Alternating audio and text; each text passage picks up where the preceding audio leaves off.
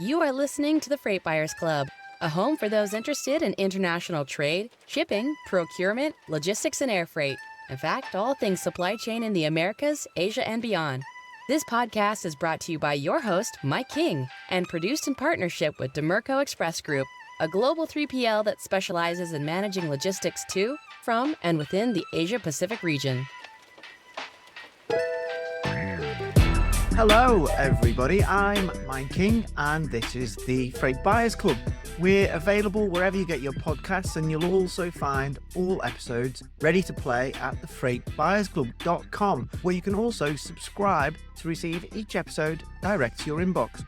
Big thanks to Demerco Express Group, as trailed.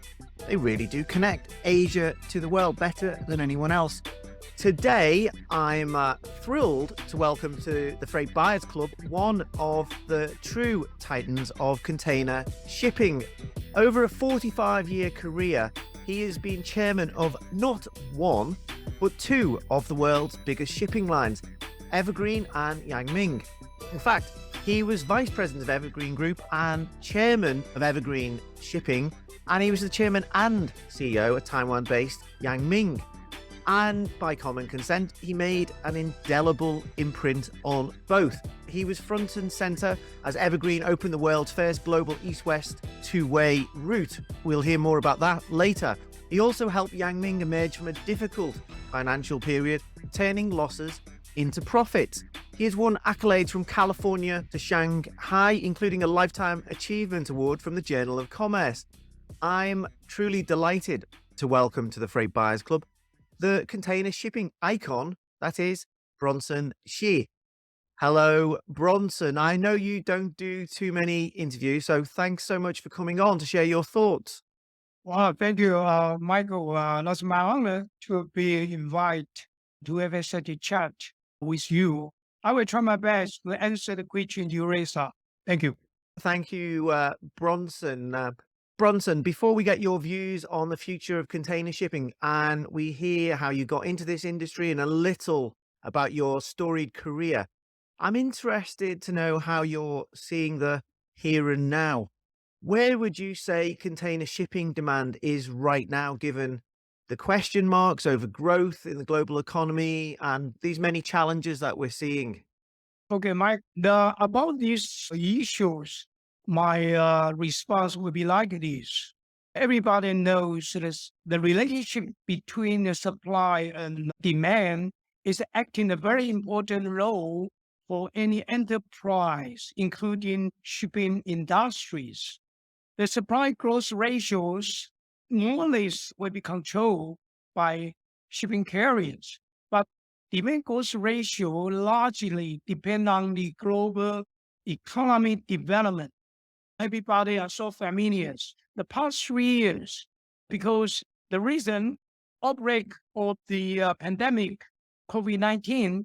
Second reason, because the relief package implemented by most of the government, retaliatory consumption happened, caused the disruption of the supply chain.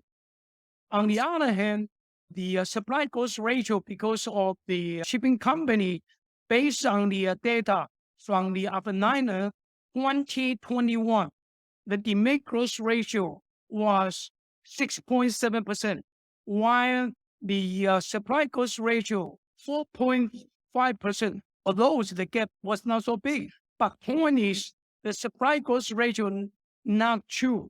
The 4.5%, the growth ratio not true because so many vessels or those under the so-called deployment, but probably most of the vessels were stuck outside of the port, including Chinese port, Shenzhen, Guangzhou, Shanghai port, and European port. The worst happened in the United States. 2022, January 9th, there were 109 vessels stuck up the gateway, Long Beach and Los Angeles. Probably you don't have such idea. 109 vessels equalize 2% of the totally global redeployment number, 2%. In other words, the 4.5 growth ratio it's not true. Maybe only 1% or maybe 0% increase in 2021. So that's the gap between 6.7 demand growth ratio comparing supply growth ratio probably only 1%, 2%. That's the reason ocean freight has been pushed up to a historical level. Shortage of the space, shortage of the container, shortage of the truck, chassis, warehouse. That was the reason the ocean freight was so high. If you're talking about the current market development this year, because the CPI, okay, due to these inflations from the last year, September, 11% run up down to January, 6.4%. That means most of the consumer country, just like the United States, UK, or Europe, they try to raise up their interest rate. So in order to reduce the CPI as possible as they can, they expect end of this year might down to 2.2% or 3%, just like the European country and the UK. So if it is the case, plus the over inventory will be digested sooner or later, or as soon as possible. Plus another important factor, just like Chinese government, they will lift the so-called restriction of the lockdown policy, plus the possible stop between the war between Russia and Ukraine. That will bring the good news for the shipping industries. The first quarter is really not good at all. The second quarter, slightly better. And the third quarter this year considers tradition the so-called peak season. I'm quite sure the last quarter this year probably will be better than the last quarter last year in terms of the volume to be increased. That is my perspective. So you think 2023 is going to improve as the year goes on, and we're going to see a return to a more seasonal container shipping year, so a peak season in the third quarter. Are we getting back to normal? Is that what you're saying? Basically, yes, but the whole year, because I'm talking about the future development starting from the first quarter, second, so for just like escalators, it's going to be better because those kind of reasons I just mentioned earlier. So I think if what I say to be proved correct, just like if the war between the Russia and Ukraine will be stopped, maybe sometime in middle of this year, or wow, no doubt, those kind of the war stop will attract a lot of the buying power for those European consumers. Because nowadays they spend too much money to pay those energy and the food. But if the war is going to be stopped, they can divert a part of their purchasing power to buy the normal goods, the import from Far East, which you will see the Mediterranean service nowadays, ocean freight still quite attractive, still quite good, because they don't spend too much money on high the energy costs and the food. So they can buy still quite a lot of cargo from Far East. And the European will be changed if the war is going to stop. If my forecast is correct, then I think you are right. I think the industry will head in this direction. But overall, the cargo demand this year is going to increase only 1.4%. But as I mentioned earlier, this development like the escalator will be better, getting better. So yeah, maybe the shipping company is going to be profitable, or also has to depend on what the whole development end up to a certain level. It's interesting you say that shipping lines are going to be profitable. The latest forecast that I've seen is we're looking at collective profits this year of maybe 15 billion, 20 billion, which sounds tiny compared to the huge profits of the two previous years.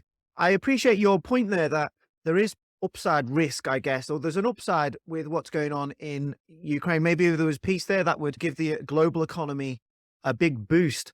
But as you say, Alphaliner 1.4% reduced from 2.7% cargo demand this year. Let's look at that supply side then. Alphaliner as well. Their new building list at the end of last year, it totaled 942 vessels, which was 7.5 million TEUs. We're looking at supply growth of 8.2% this year. How does that match up with that 1.4% on the demand side? Yeah. Basically, that's quite a big gap between the supply growth ratio and demand growth ratios. I think the shipping carriers, they have experienced so terrible the financial result during the past 10 years. They know how to handle it. Such as, since I also work for the Evergreen and Yang Ming, we have done quite a lot during the past. The first of all, in order to control our redundant capacity, I think they are going to do some kind of a measure, just like they are going to slow down the speed in order to add more or additional vessels. Okay. And also, they are going to lay up the vessels as possible as they can. For all the vessels, in order to meet the requirement for IMO, probably they are going to retire some kind of old vessels, concentrated on those vessels age more than 25 years. Those kind of 25 years vessels share about 3% in terms of a TEU, not vessel number. TEU almost shares 3%. If those 3% vessel is going to be retired for next year, then that's really will be very helpful to reduce growth ratios. Or, as a matter of fact, the alliance has adopted several measures as they did before. They reroute their vessel back from Europe. They don't go through Suez Canal. Instead, they reroute their vessels through the Cape of Good Hope in order to send for the two purposes. They can send the due, but any vessel pass through the Suez Canal, they got to pay $1 million US. But if they go through Cape of Good Hope, they just pay only maybe 400,000 US. On top of that, they can, because the distance is longer, so they are going to arrange one or two more additional vessels in order to digest their redundant vessels. So I think this shipping carrier is doing right now already. So right now, just only February, maybe sooner or later, you will see the supply growth ratio might come down to a certain stage. But right now, maybe too early to say that. But I think the shipping carrier, I think they know how to arrange, as I mentioned earlier, supply growth ratio more or less will be controlled by shipping carrier. Should be easier than the demand growth ratio. Demand growth is outside of shipping carrier can control. So I'm quite optimistic the supply cost ratio will be changed. Just like maybe I talked a little bit earlier, when the next year another additional new tonnage, new order are going to be delivered. But I know one or two the owner, the ship owner, not top 10, maybe top 20 already deferred their new delivery from 2024 to 2025. In other words, they are going to use every kind of way to reduce the delivered tonnage within this year and the next years. This podcast is proudly produced in partnership with Demerco Express Group, a trusted provider of global shipping and contract logistics services in Asia, Europe, and North America. Demerco's particular strength is in Asia, where it gives shippers the freight capacity and local market expertise to streamline freight movements to and from the region, particularly for trans-Pacific lanes. With 130 forwarding and logistics locations across China, India, and Southeast Asia, Demerco connects Asia with the world like no other global 3PL. You are listening to the Freight Buyers Club. Bronson, Hanjin officially went bankrupt in 2017, but that build-up started in 2016. You've seen so many of these cycles in container shipping, and I want to come to your career in a moment, but is this the first one of those downsides of those cycles where container lines, they've got this buffer because they've got these big profits from the last 2 years? Can you remember a time previously when that's been the case? Well, you see, basically, you're right. The 2016, at August 31st, the Hanjin declared bankruptcy. Okay, that's because the supply growth ratio bigger than demand growth ratios. That was really bad. and also the other shipping carrier were not in good shape in terms of their financial result. But the case, if we are going to compare with the past 2 or 3 years, the shipping industry, the money they earn, I think that those kind of money can allow them to stand for the market for quite a long time. That's my own observation. Plus, if some carrier, they don't place any new shipping orders, even they can last longer, even for the coming 2 or 3 years. Even the shipping industry is not in good shape. I think that they can survive. That's interesting, Bronson. I want to come back to that imbalance in demand and supply. And I might want to ask you if we're going to have a rates war as well, which I'm sure people would be interested to hear about. And also, what all of this means for shippers. But I think it'd be great for our listeners first to hear a little bit about your amazing career. What drew you to shipping originally? Okay, come to my personal questions. Well, yeah, because for my own aspect, I think the shipping industry is quite suit with my personalities. I like this kind of exposure, even a lot of opportunity to approach various kind of people, especially in the shipping industry, including the commercial business industry. Even a lot of opportunity to know a lot of exporter, importer, also the political person, also the economy persons, the world. I'm interested in this kind of direction. And luckily, the first to join the Evergreen in 1976 was quite lucky because Evergreen Group, at that time only Evergreen Marine, considers one of the best shipping company, not only in Taiwan, but also in Asia. And there are a lot of opportunity to dispatch the colleague to station overseas. And lucky that I was one of them. So I have a chance to learn a lot of culture, business, and economy in 6 countries, which share me about the half of my 40 years career working in Evergreen. I joined the company at my age, 25 years. Then I retired at 65 years when I reached the retire age, similar like government employee. So I have only one job in the so-called golden age. The golden age for container shipping. I know you were located or you helped grow Evergreen's market in Germany, Britain, US, Hong Kong, and China. What were the big highlights of your time at Evergreen? Well, I really quite, as I mentioned earlier, because that meet my mentality, the challenge meet my mentality. I really, wow, so many challenges in front of me, but as a young man, so I think I can make it. So any consignment given by company, I always say yes. I never reject. So maybe that's one kind of my mentalities because I feel I can. I have a such confidence to meet such challenge. Doesn't matter which countries. Those countries speak different language. I go to the night school almost 3 times, 2 times every week. When I work in Hamburg and Düsseldorf, I went to the school almost 3 times every week. So most important, I'm satisfied with the career when I work for Evergreen.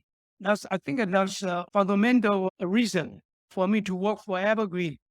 So you like a challenge. I think we can take that as a given. You finished your career at Evergreen Shipping after 40 years as chairman. And I guess, did you want another challenge and you thought you'd take on the same position at Yang Ming? Well, you are right. When I almost reached the end of my working period at Evergreen, before 2 months, I got the invitation from the Ministry of Transportation. He said, "Hey, why don't you join with Yang Ming?" At that time, I think I'm still quite energetic. I'm not so old, just only 65 years. I don't like to waste my precious experience staying abroad for 20 years. So they say, okay, I can consider. Give me 3 days to consider whether I'm going to work for chairman of Yang Ming. But next day, the minister asked me to have a breakfast with him. they would decide the next day right away. But in very beginning, really, I don't. Why I know Yang Ming because we are the two shipping carrier in Taiwan. But to be honest, I don't know so much about their financial status. But anyway, once I say yes, then I'm going to face the challenge of those. The 2016, the year I joined with Yang Ming, I realized later they report to me, Yang Ming is going to lose maybe 50% of their capital. They are going to lose maybe 500 billion US dollars. So I say no choice. Since I promised I will act as chairman, I think, I faced the challenge anyway. But going back to that 2016 period when you took over at Yang Ming, that's also obviously when the problems at Hanjin became clear and it went bankrupt. There was a lot of stories back then that Yang Ming might be next on the chopping block, but you turned it round and made it profitable. Please explain how. Well, when I joined Yang Ming, and the first few days, our finance guys and the other business guy asked my requirement to make the report, brief report, to introduce the whole company's status. And of course, when they told me the company is going to lose money with 50% of their total capital, really I worried. But on the other hand, also I'm quite feel comfortable because I immediately realized what's the problem the company sit. So I know the problem, and I think I can overcome this kind of problem. So then I remember that I talked to all our colleagues in the first room meeting. I told them, I know all the colleagues standing on the edge of the cliff. It's very dangerous. Anytime we will fall down. But I, as a chairman, I'm willing to stand together with you. Okay? Fight together. But I need one thing from you guys. You got to support me. At the same time, simultaneously, I received the very big echo collectively from our colleague. Yes, I do. So we shake hands and head in this direction, trying to overcome this kind of problem. Well, I can tell you you just curious about how we are going to make a profit 2017. There was one strategy or was one way I did because I find out elements vessel always fully loaded. The speed, well, the ocean freight they generate even cannot cover their variable cost. That's the problem. Okay. So when I see this, then I realize this company, I think I can manage. So I told them, you got to generate the cargo which ocean freight, at least you should cover the variable cost. If the customer, they follow you guys sales representatives requirement to pay us more ocean freight, fine, to cover the variable cost. We'll be very happy with taking it. Although this kind of revenue cannot cover a fixed cost, fine, because the market, we realize, very tough, 2016. But if the customer would not agree to pay the reasonable ocean freight, we change to the customer. We don't let it. I give it a very strict requirement. We should change our customer. Okay. And by this kind of strict requirement, I ask all the department globally should report to headquarters how many new accounts you generate weekly. I ask them 10 new accounts at the least from each country. Okay. I think they have done quite successfully. So gradually, those kind of minus contribution for those revenue they generate getting less and less and less. So that's one of the most important reasons 2017, Yang Ming start to make money. So Bronson, quite an achievement. You left Yang Ming in 2020, just as the chaos descended really on container shipping, but a good chaos, I guess we could say, and we'll come back to that in a moment. What have you been up to since? Do you miss it? Well, I miss not the story experience, not only Yang Ming, also Evergreen. I think that my blood is full of shipping. So, yeah, of course I will miss, but we got to back to reality. I'm getting older, so I need to retire. Also, I have a family member need me to, when I say take care, but we should together because I work not only Taiwan, also overseas for several years. My mother, when I was age 98 years old, she is very healthy. And my wife needed my company for the rest of our life. So I decided to retire when I reach 69 years old. Well, you certainly don't look 69. I think with those sort of genetics, you've got many, many years left in you as well. I try my best. And I know, Bronson, that you sit on a number of boards and you keep yourself quite busy, and you're also working as a consultant for the America Express Group. Well, you see, Mr. Paul Chen is chairman of DMECO. Paul Chen is my very long-lasting good friend. And really, he touched my heart. Well, 1 year ago, when I published my own biography, he bought more than some 100 books to distribute to all his colleagues. And not only that, also the book, they are about 9,000 words. I think he read each one words carefully with making a lot of remark. So I am touched by his seriousness. So when he invited me to join the company as a consultant, if I can contribute to some kind of good comment for him or for this company. So finally I decided, yes, okay, I can work as a consultant. You can hear part 2 of my conversation with Bronson next week when we discuss the future of container shipping, lessons learned from COVID, and whether a rate war is looming between carriers. Thanks for listening, everybody.